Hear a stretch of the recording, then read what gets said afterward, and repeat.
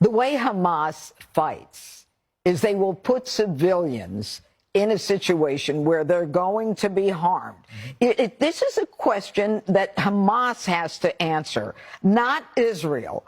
Israel was attacked, as you say, in a medieval barbaric way.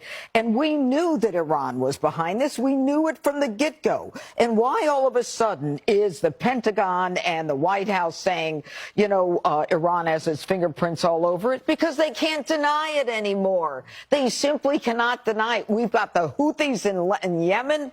We've got the West Bank that's all riled up now. We've got Israel telling their people to get away from the northern border where Lebanon is. Now we've got the United States saying 600,000 Americans in Lebanon and Israel, they have to evacuate. We are getting ready to get in the middle of this war because we have been pushed into it. We have fed the monster from the time Barack Obama came into office. And then when Trump came in, he took it away from the monster, and Biden gave the money right back in this love affair for, you know, a nuclear deal. And now Iran is making billions on the international oil market. And we're like, oh, no, you know, it may or may not be Iran. It is Iran. We know it's Iran.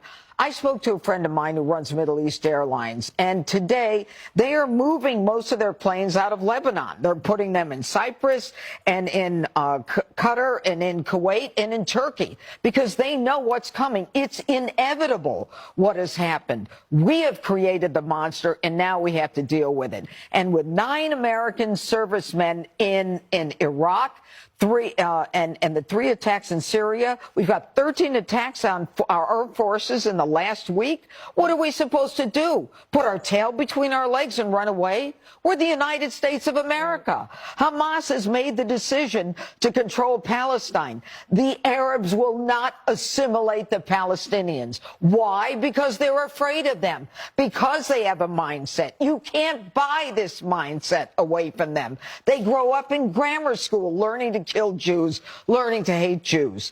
And the end of this is not going to be pretty.